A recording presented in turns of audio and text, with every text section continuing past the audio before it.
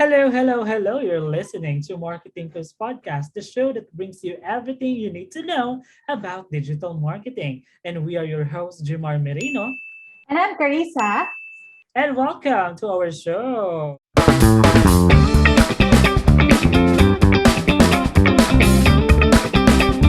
Hello, dear listeners and viewers, and welcome to another episode of MarkeThinkers podcast. Now, I'm your host for today, Jim, and I am feeling good. What about you, Miss Cars? Yes, I am feeling good to gym. It's the midweek. So Yes. still there's a lot of things to do here in our agency. And can you believe it? We're already in our episode 8 for our Wow, first episode. I season. didn't even realize that. Wow. Yeah. It's been a long run for us Yes. talking about social media topics and all. And yeah, I think we're coming to a close on season one, I think. Yes. Yes. And I'm very excited with season 2 because it's a different topics. In the season 1, we are tackling basics, right? But for Mm, season 2, medyo intermediate to advanced and exciting guests also. yeah. Yeah.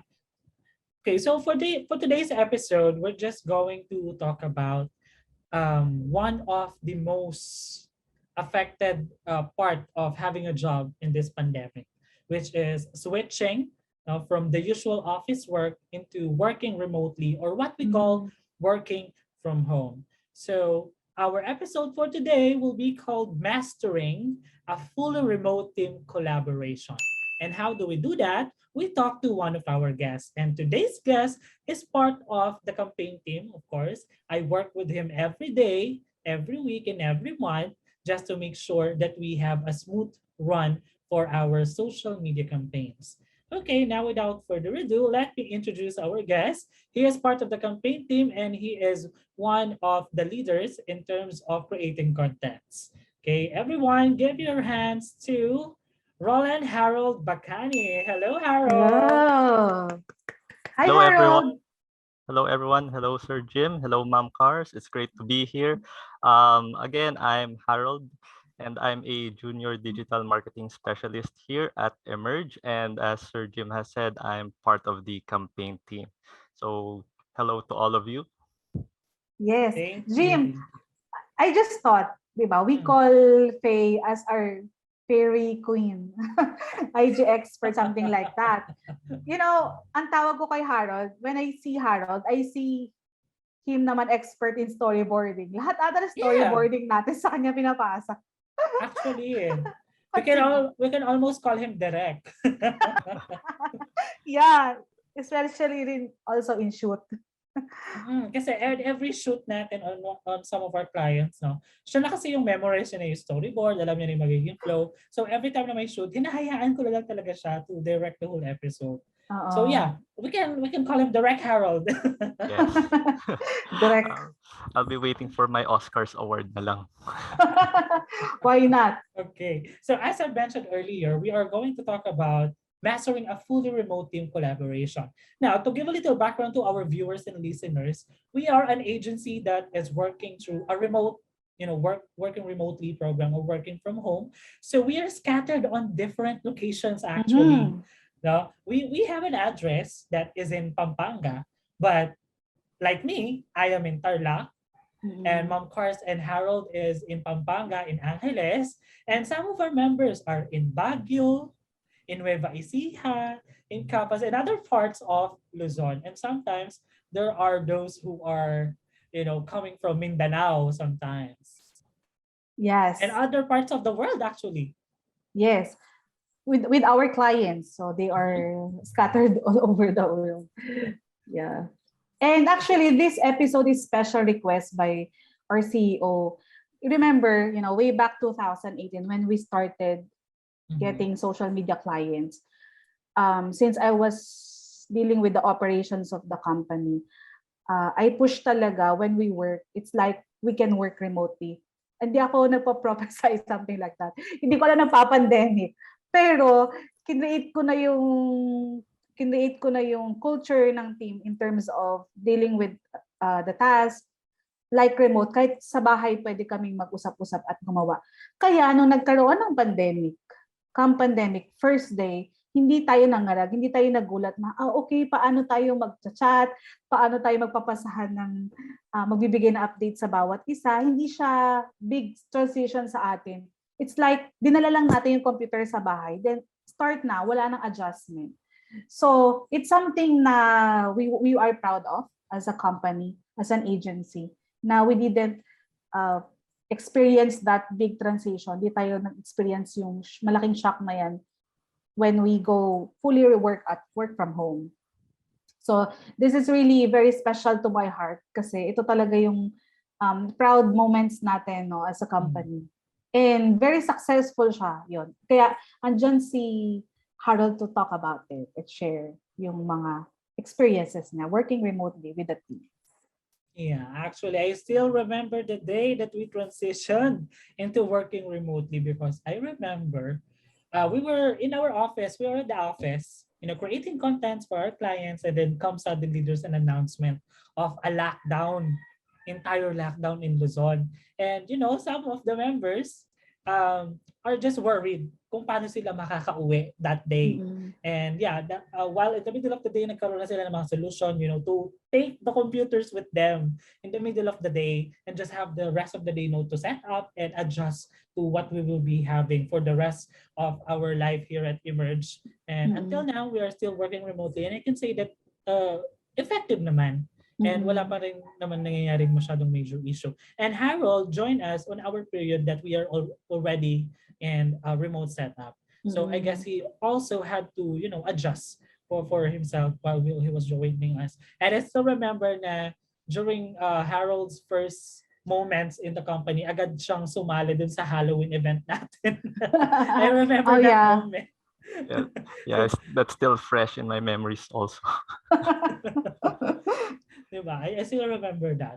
Now, Ms. Cars, as part of the operations or overall operations of our agency, can you share with our listeners what are the things that you have considered or what we need to consider when working remotely in an agency? Okay. So, the things you need to consider when working remotely in an agency, if nasa perspective ka ng like one of the upper, yung if there's an availability like na the hardware, the software, the internet, so you have to consider if yung team mo may ganun, may access. Yan. And you need to provide a backup kung walang direct access. So you have to consider that. And also if their working environment is conducive for work. So you have to consider that. And you have to remember when I talk to each of you, yung mga mag-work sa yung mga nag-start mag-work remotely, is I have to tell you na when you are working remotely or working from home, it doesn't mean na nasa bahay ka doing nothing. You're working there. So you have to make sure you're working. So you have to really tell to your parents, relatives, kaibigan na though I'm here at home, don't disturb me, I'm working. So hindi pwedeng utusan mo lang ako bigla-bigla dyan. So yun yung mga sinasabi ko. Kasi I know, kapag magta-transition tayo sa ganito, yun yung mga number one, mga things na ma-encounter mo as the operations. But as an individual who is working remotely, like yan, part ng team. So I think same pa din, but there are other things that maybe Harold or you can share. Yes, of course. Like Ma'am Carissa said, the first thing you'd have to consider is your capability to work from home. With that being said, the first thing you'd have to consider, of course, is the internet connection. Because when you are working remotely, your first concern is staying connected with the agency. And you can only do that if you have a stable internet connection. Also, a good equipment to run the programs. Because when you are working remotely, you don't have the IT guy around. So when you have any problems, you can't just go to the IT guy and say, I have a problem. So at times, kailangan ramdam mo yung mismong pagtibok ng puso ng hardware mo. Kung kailan yan sinasakit, kailan yan inuubo, dapat alam mo rin yun. Kasi otherwise, mahihirapan ka talaga with your equipment. And that can hinder also your work in remote settings. Aside from that, workspace also matters a lot. If you don't mind me saying, no, when I started working at Emerge, I wasn't really prepared for a remote setting. So what Mm-mm. I did is I just bought a portable table, the one that you use for breakfast in bed type, because Mm. I don't really have any equipment at that time, and I was used to working in the office nga. That was also an adjustment for me to find a workplace, to turn this house, into a workplace. Okay, so kay Miss Cars, we are talking about the operations as a whole of the agency. And on Harold's side, it's about adjusting to the new experience of working from home. And for Yes. me, it's all about, putting your state of mind in a proper way na, okay, you have to set your mind that you are at home, but you are not at home. Alam mo yan? Yes. Nasa bahay ka, but you don't have to put yourself na, okay, nasa bahay ako, hihilata lang ako, kakain Mm-mm. ako, or kung saan ako pupunta sa bahay. You have to be in one place kung saan lagi kang nakokontak ng mga taong katrabaho mo. Because if you are unresponsive, hello, anong mangyayari sa mga naiwan mo na kailangan nila ng sagot mo, kailangan nila ng information from you, those kind of things. So, part of the adjustment din dati no nung start pa lang kami ng work from home or remote setup is that nagbibigay ako ng warning sa mga tao dito sa bahay na okay, 9 to 6 I'll be working, please do not knock on my door. Mga ganon. If only I come out, no? Kung lumabas lang ako sa kwarto ko, doon niyo ako pwedeng kausapin. Pero kung nakalock yung door ko, do not disturb me. Yun yung general rule ko dun sa bahay. And everyone agreed kasi pati yung mga kasama ko sa bahay, they have online classes, they don't want to be really disturbed talaga. Pero yung other people na not involved in those kind of things, hindi sila naniniwala sa ganon. Kasi if you're at home, ang pinaniniwalaan nila, nakahilata ka. Yes. Yeah, so those are kind of moments that we experience usually. But how about you, Harold? How can you describe yung current setup natin as a work from home team right now? Well, right now the team is at a remote setup. We communicate, coordinate, and submit ang ating mga outputs via the internet. So, but in some special cases like say photo shoots or video shoots, nagko-convene tayo, although a small group from our agency, we convene physically. Mind you, we're still following health protocols, even if we do convene in a small group. Of course, some projects need to be done physically. Di sila kayang gawin over the internet. And so, in some special cases, we do gather around. Yeah. Yeah. Bigla naisip lang ako bigla sa sinabi ni Harold, no. Natuwa ako kay Harold. Very formal pala siya. Pero direct talaga siya. Distract ako. Isa lang yung goal niya talaga. Oo, talaga. Direct siya. Thank you, Direk. So, I agree with you, Harold, with what you said. So, hindi naman boring moments lahat. Very fun. Yun yung kahit remotely, yun you have to consider na syempre madali tayong ma-sidetrack, ma-distract kapag nasa bahay, di ba? So, find a way na kahit remotely, feeling mo disconnected kayong lahat kasi di kayo magkakatabi, di kayo nagkikita physically. Find a way na may connect pa rin. So that's why we have a lot of good platforms we're using. Ang dami natin napagdaanan na platform kasi may hinahanap tayong recipe, di ba? Before, we're good with the Ring Central. Tapos no, parang okay, ang tagal pala natin magre-remote. Parang gusto namin magkita-kita, nag-try ng Plagly, ang bagal. So yun, we're now on Discord. So far so good. So yun, find talaga a platform that used for communication na andun pa rin yung kahit wala kayo physically, pero andun yung presence ng collaboration. Especially we're in the agency and digital marketing in the internet space na ganon yung industry natin. Very very important yan. Actually. And if I would describe the current setup of our team right now, I would say na we're still connected in a way kasi like what Ms. Carr said, we are using different platforms to stay connected, and one of them is using Discord. And we all know na pag Discord, you have the team channel, the text channel, and the voice channel. Now, dun sa voice channel, walang issue kay Discord kung matagal kang naka-on, right? So kahit buong araw kayo nag-uusap, yun dun mo ma-feel na connected kayo kasi may tatawagin ka lang ng isang person, agad na siya nagre-respond. And yung parang ganung feel is just like tapping a person na katabi mo kapag when you're running an office, right? Now, on top of that, alam naman natin maraming distractions, maraming errors na nangyayari, just like power interruptions, lindol, or other things or other unfortuitous events na hindi natin makontrol that can affect our work from home setup. So how do you stay productive while working with a team na hindi mo naman kasama? Harold? Well, actually, that is challenging kahit naman po ngayon.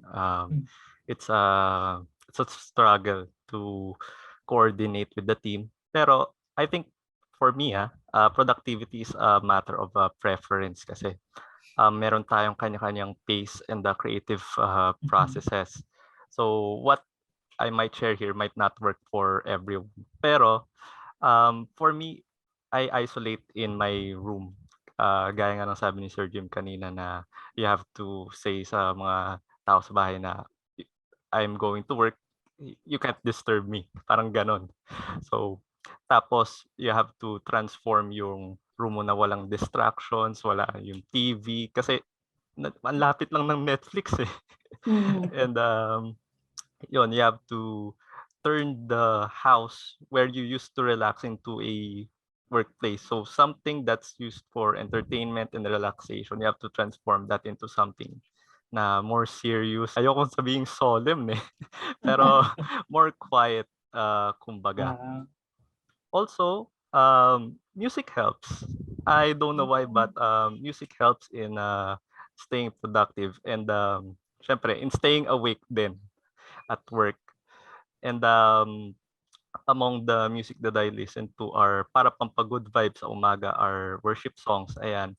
Or kapag inaantok ako, rap songs or rock songs, ganyan. There was even a time actually, can you believe it, no? I listened to video game music kasi 'di ba sa video games when you're facing a boss or you're at the final level, the music changes into something more intense. So imagine listening to that while you're on a tight deadline, no? So talagang ganado. Ganon. Sorry, ganon yung pinapatagtog mo pag tight deadline ka na. Yes. I didn't know that, Now I know. Ilasali ko sa playlist ko. I didn't know na nakikinig ka ng music.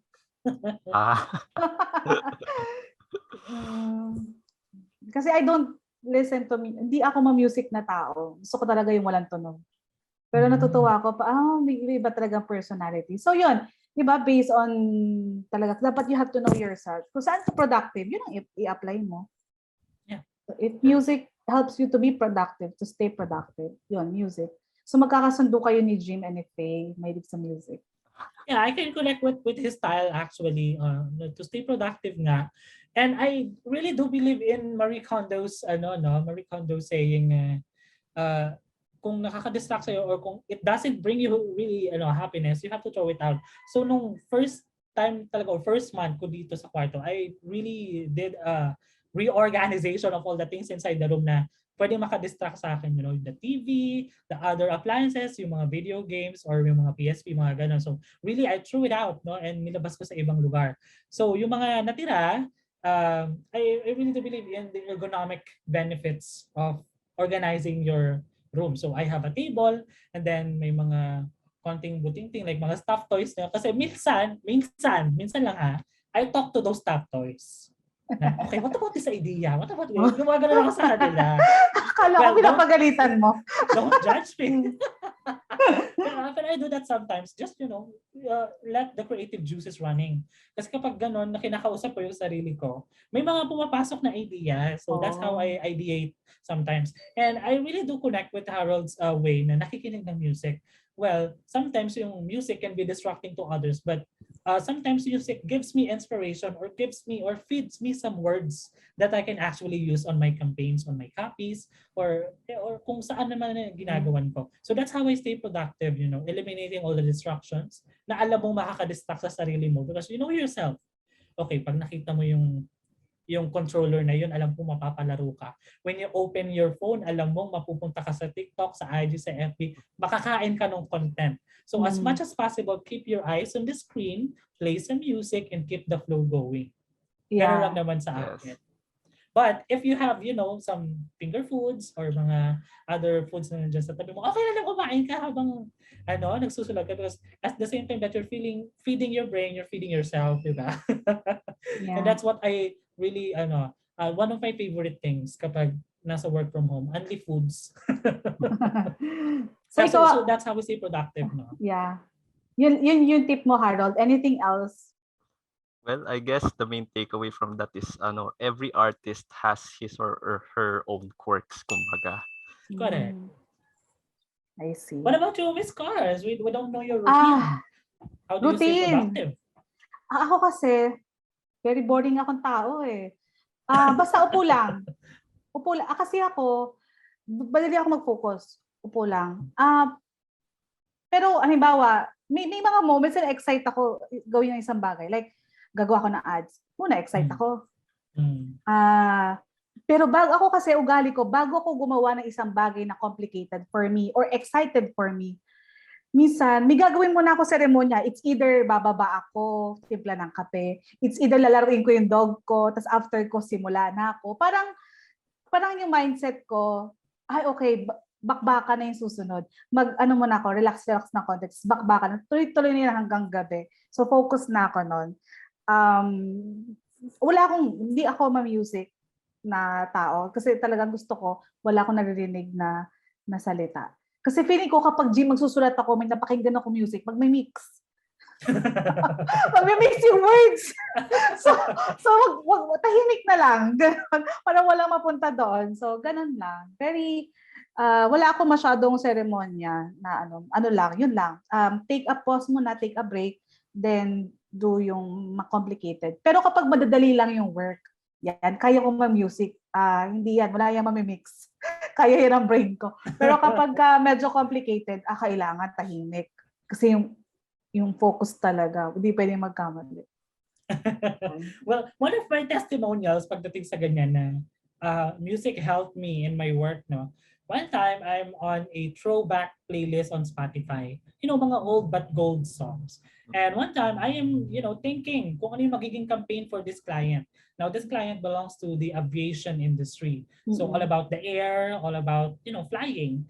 And one time, may pumasok na song by Mariah Carey, yung We Belong Together. Now, as I was listening to that song, talagang napapakanta ako ganyan. Then when I look to the screen, na-realize ko, yun yung light bulb moment ko. Okay, tinype ko, We Belong Together, dash air. Oh. That's how I connected the two. Diba? And surprisingly, na-approve siya.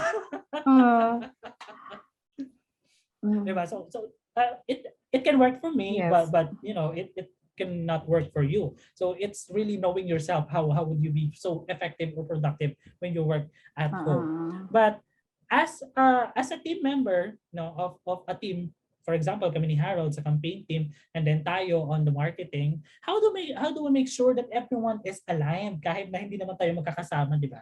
Kasi we are a team talaga, but how do we make sure na aligned tayong lahat or we are on the same wavelength? Now, as operations of the agency, ma'am, what do you think?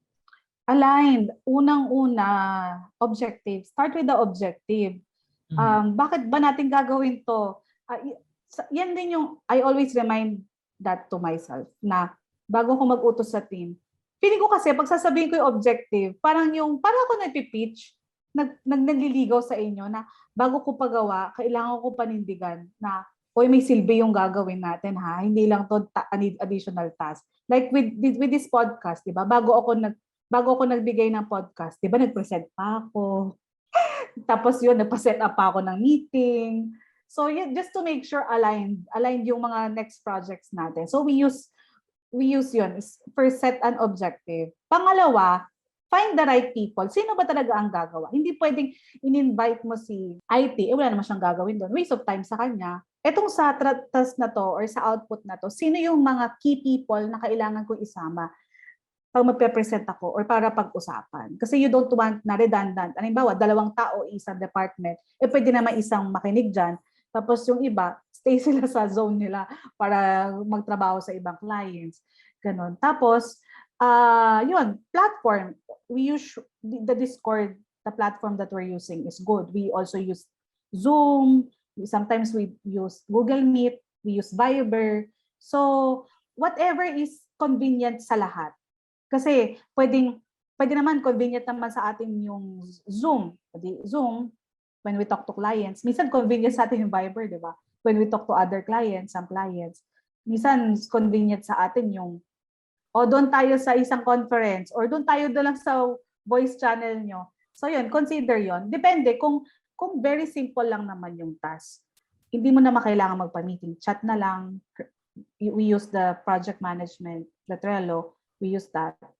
Pero kung medyo complicated, like it's new to us, bago na namang process, yun. We start with the objective and finding the key people and go straight to the point kung ano talaga yung gustong mangyari.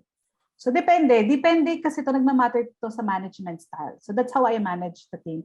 And depende rin sa personality niyo kung paano kayo. Like ako, super madalda, di ba, when I explain very detailed. Kasi feeling ko kasi pag detalyado ako mag-explain, huwag mo na akong babalikan. So kayo, depende rin yon sa inyo kung paano kayo. So kung saan ka komportable, kung sa tingin mo mas ganon yung way of communicating mo na nadi-deliver mo ng maayos sa team.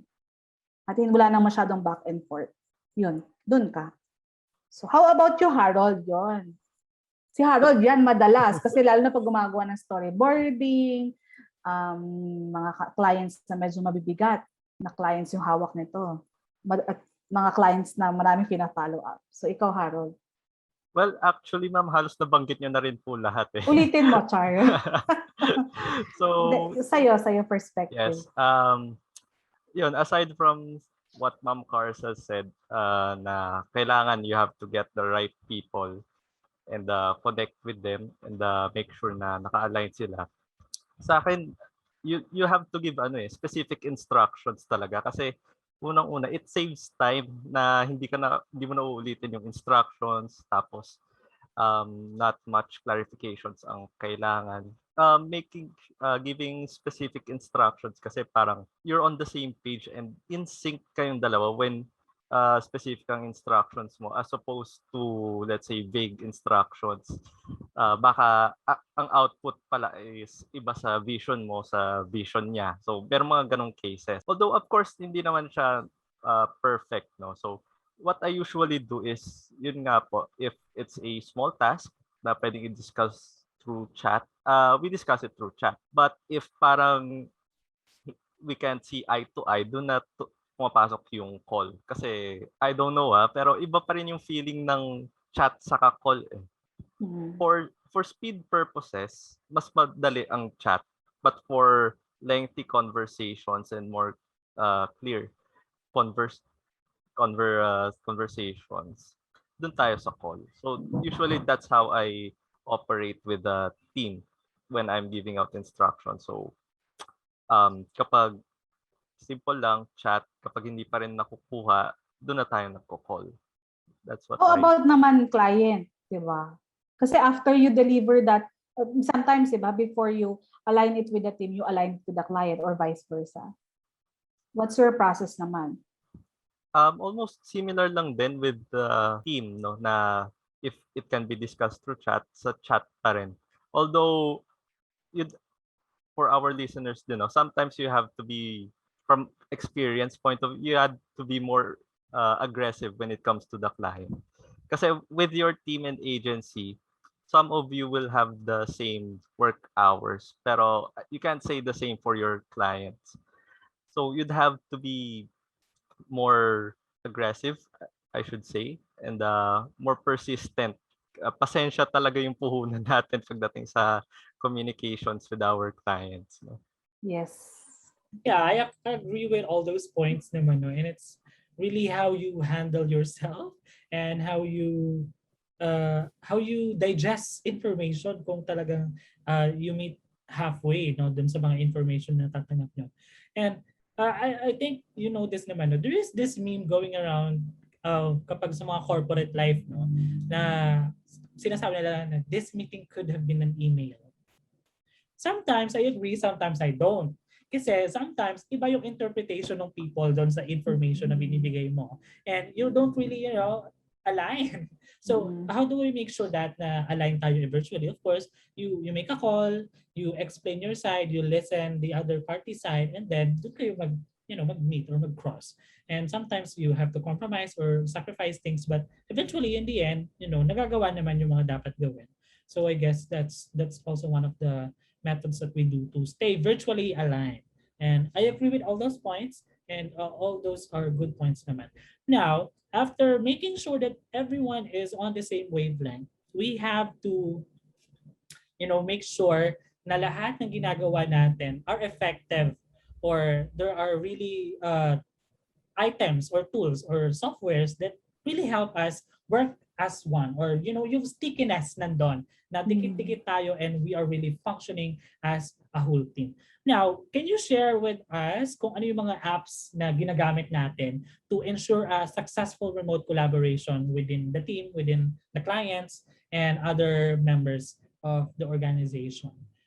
Ms. Cars, ano yung mga top apps na favorites mo? Favorite ko, yung Discord natin, call. Talaga, I'm a fan of call. Tamad talaga kasi akong mag-chat. Pag once, twice, na ano ko na, tapos di pa tayo nagkaintindihan, usap na lang tayo. So, lagi ako call. Tsaka yung Trello natin, pang project management. Para alam rin lang natin kung ano ng output. Yun. Natawag ba dun sa, Kanban view or agile project management. Yun. Yeah. Siguro yung ibang tools si Harold na magbanggit. Yeah, Harold, what are the usually apps na ginagamit natin, no, to stay connected with each other and with the clients? Well, within the team, ang gamit po natin is Discord, and of course yung Trello nga to keep track with the progress of each other. And then also, sabihin ko na lang, Glip was also pretty good for nostalgic purposes. Kasi nung pagkapasok ko, yun yung unang gamit natin. Wala lang. Special mention kasi nostalgic lang siya. Ayun. And then also, for remote collaboration, nandyan yung holy trinity ng Google. Yung Google Docs, Google Slides, and the Google Sheets.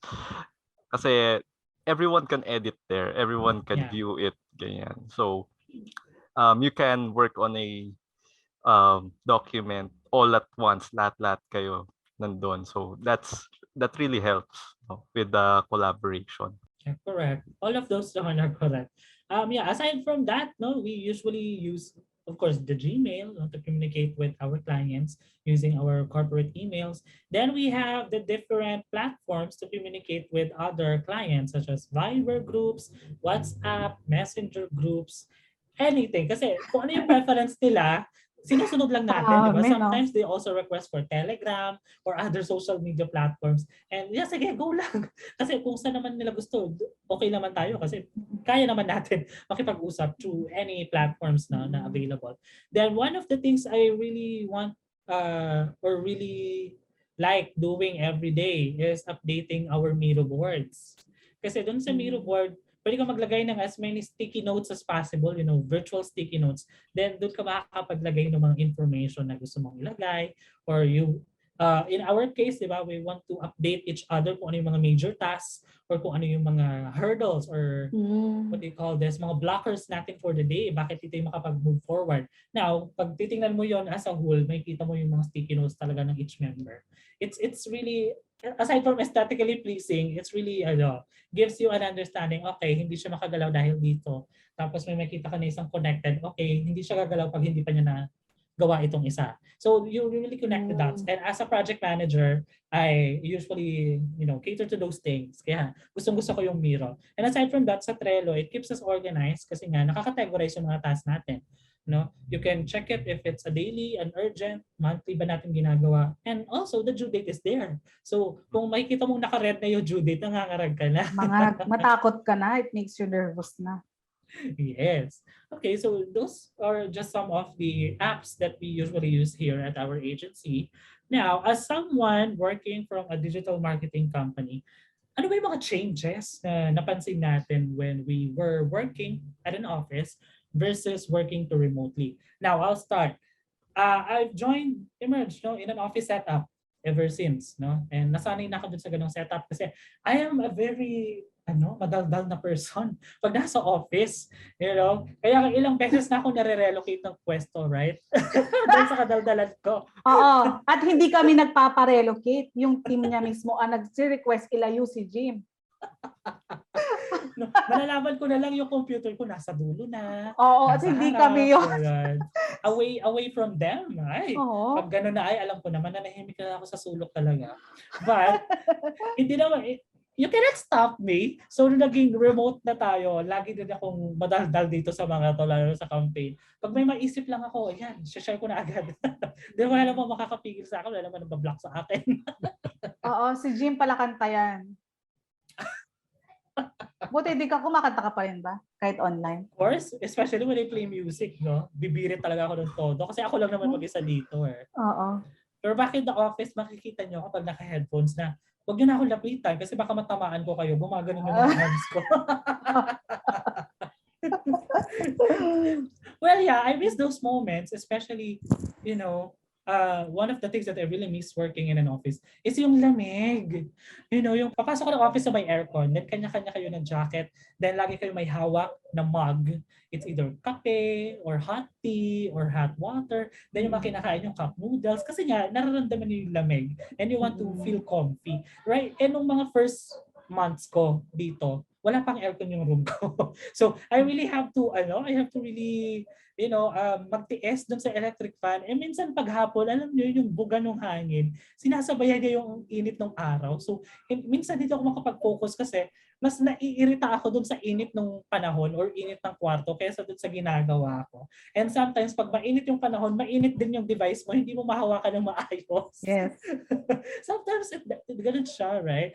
So yeah, aside from that, yung mga hangouts, yung mga hangouts after the office. Mobile Legends nyo. Yung mga tuwing ganun lunch break. sessions. When we end our shift here, wala. After you log out, higa ka na lang sa bed or manood or diretso ka na ng dinner kasi hindi ka na babiyahe pa uwi, right? Mm-mm. Pero nung mga nasa office pa, mamroblema pa kami sa commute, kung anong oras kami uuwi, kung sabay-sabay ba kami or something. Things like that. And nakakamiss lang yung mga ganong parang inconveniences. Pero I'm also thankful na I don't have to experience that today since yung work from home, it's very convenient for us. No? And make us safe as well kasi hindi tayo lagi nagta-travel except for when we have shoots or we have requests na meetings na face-to-face with the clients. But also, following the safety protocols as Harold said. And yung mga activities natin dati sa office, di ba? Every Tuesday, meron tayong games actually. But right now, we converted it into virtual thanks to our HR personnel na they keep us engaged every Thursday. And we call it, ano yung tawag natin doon, Harold? Stand up. Ay, hindi stand up. Mystery Thursday. Mystery Thursday. Kasi ang team no is, hindi namin alam kung ano yung game na gagawin namin on the day. Kaya Mystery Thursday siya. Yeah. And ito na, yung pinaka-final na nami-miss ko is lagi may pakain sa office. Pero of course, it translated again virtually na thank God for the delivery riders at kung ano yung mga sinasend out ni company, ni agency, ni Emerge sa atin, nare-receive natin at nakakain natin. And sometimes, sabay-sabay natin kinakain. So yun lang naman. Sabay-sabay kayo kumakain virtually? Seryoso? Sometimes. Sometimes mag-share pa kami, oy, anong food nyo, mga ganun. Yeah, so yun lang yung mga akin. I just want to reminisce. What about you, Harold? You have previous experiences working in an office, right? Yes. So how is it different from that? Actually, do we have time? Ang dami kong sasabihin. Yung maganda, yung lang, konti lang. Okay. Yung highlights. Where do I start? Sige, for context purposes lang, I used to work at the office, but I worked in Manila kasi, so there's a lot of commuting involved. So that's the first change na na-experience ko when working remotely. Wala na yung commute. And it's inconvenient, lalo na kapag rush hours. But I don't know why. There's something about the commute na nami-miss ko eh. Yung siksikan, Actually. yung girian sa pila, yung um, Yung thrill. yes, yung thrill ng pagko-commute in the hustle and bustle ng Manila. Somehow nakaka-miss na parang ayoko nang bumalik. So I'm divided with that, no. And with that being said, no, another change is the expenses din kasi dati you have to spend on the commute. Now you have to spend on the household expenses na lang, on the internet, sa kuryente, mga ganyan. Well, it's a good thing na rin naman. At least you can save a lot, di ba? Just by staying at home. And then, same thing with Sir Jim. Yung init. Dati, yung init, ine-endure mo lang with the commute. Now, i-endure mo na lang siya sa bahay. Kung dati you enjoy yung lamig ng office, not so much right now, 'di ba? Unless mag-aircon ka rin sa bahay niyo. And then I don't know kung ako lang 'to pero the ambience of being at the office feels different eh. Yeah. Yung feeling na pagpasok mo, you have this work mindset na talaga, unlike sa bahay na you feel like you want to relax pero you work. So the ambience talaga of being in the office is very different from working from home. Hindi ko alam kung ako lang, no? But before, I have this separate personalities, no? I bring a different set of personalities when I am at the office. And iba rin akong tao pag nasa bahay. So, when the remote work happened, hindi ko alam kung paano sila i-merge. Kasi sometimes yung mga tao dito, maririnig nila ako paano makipag-usap sa clients, paano ako mag-present. Then after that, sasabihin nila, ganun pala boses mo, makipag-usap ka sa client. Sometimes I don't realize that too. So, mga ganong bagay. What about you, Cars, yung mga transition? What have you experienced? Ako, good transition. Sabi ko nga, kailan ko ito mararanasan? Hiniling ko, pero ibinigay sa akin lahat na apektuhan. Diba? Sabi ko kasi gusto ko talaga mag-work sa bahay kasi tamad talaga akong maligo. Tamad akong mag-ayos, ganyan. Yung ko talaga, problema ko na may office. Yung gigising, mag-aayos. Ang traffic. Yun. Tapos pagdating mo sa office, parang sabog yung utak mo. Yun. So, yun yung na-miss ko is yun nga, nakikita ko sila, nababantayan ko lalo, ganun. So, yun yung nami-miss ko. Tsaka yung travel. Nagpapa-travel din kasi. So, yun. Nakaka-miss yung ganun, yung moments together, yung tawanan, yung makikita mo talaga yung personality ng isa't isa. Ngayon kasi, alam mo, nakikita mo naman yung personality, pero hindi masyado. Pero doon talaga, obvious na obvious. Ay, ganito pala siya. Ay, ganito pala siya. Tapos, syempre, iba-iba yung approach ko bawat isa. Nakikisama ka. Iba yung approach ko pag kay Jim. Iba yung approach ko pag sa iba. So, yun yung nami-miss ko, yung nakikita mo sila in person. Pero mas gusto ko pa rin talaga yung setup ng work from home.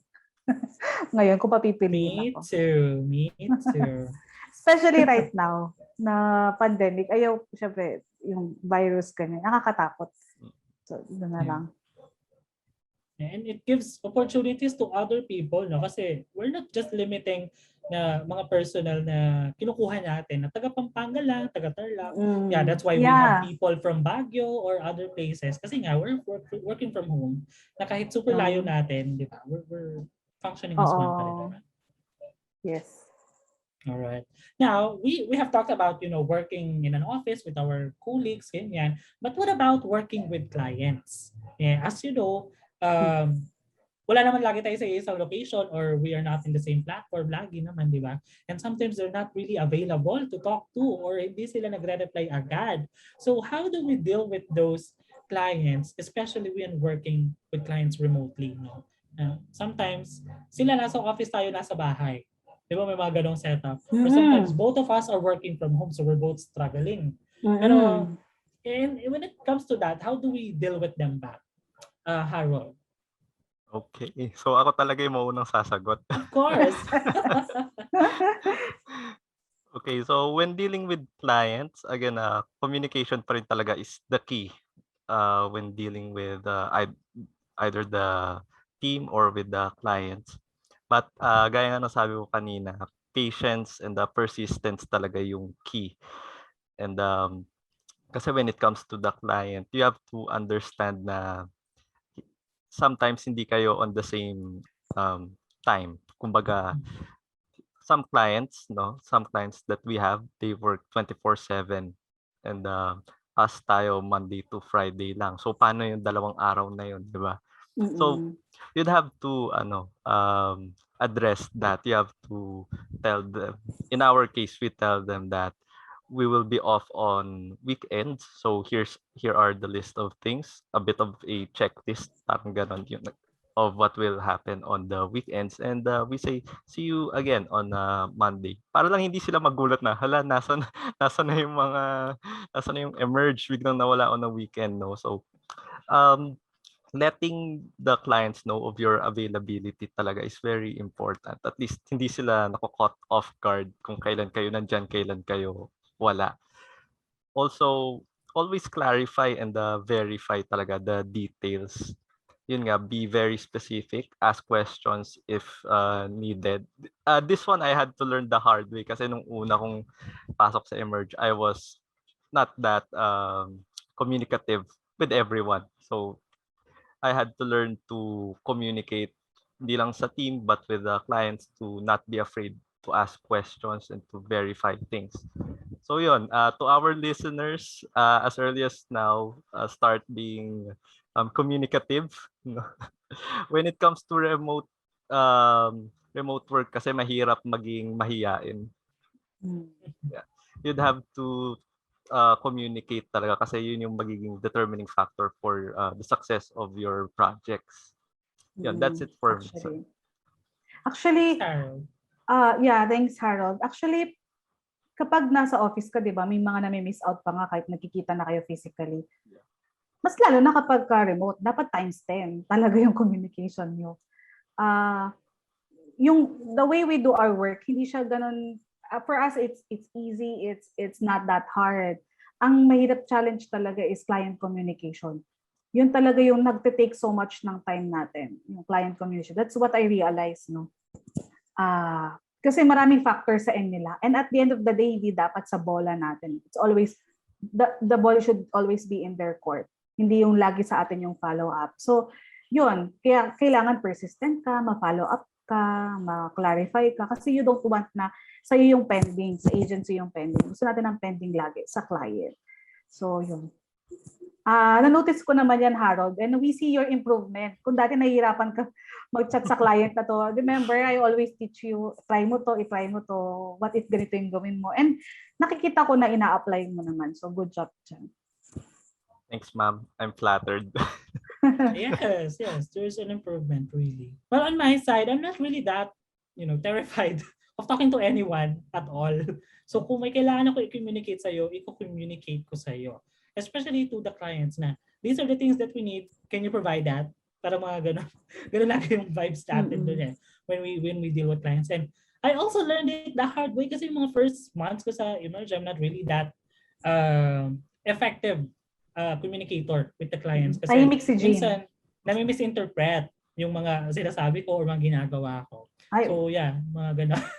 I remember. Mga gano'ng instances. Oo. Other episodes lang yan.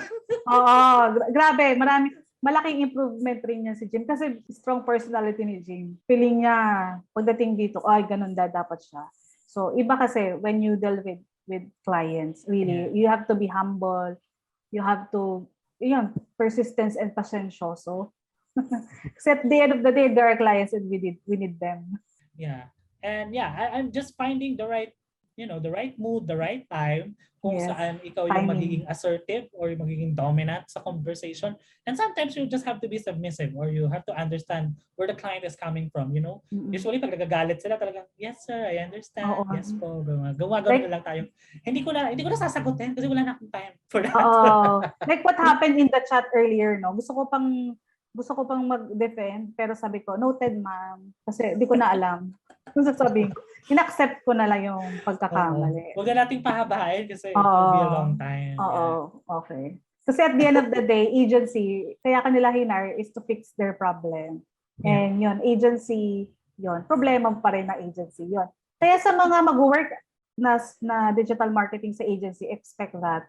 Even also if you're not working in an agency, expect mo rin na ganun yung mangyayari. May mga hard times, may highs and lows, ups and downs talaga. Yeah. So with all of that fun sharing of memories and reminiscing moments when working in the office versus working remotely, what would be the key takeaways for you guys, or what would be the advice for those employees who are just going to start working remotely for their companies or other agencies?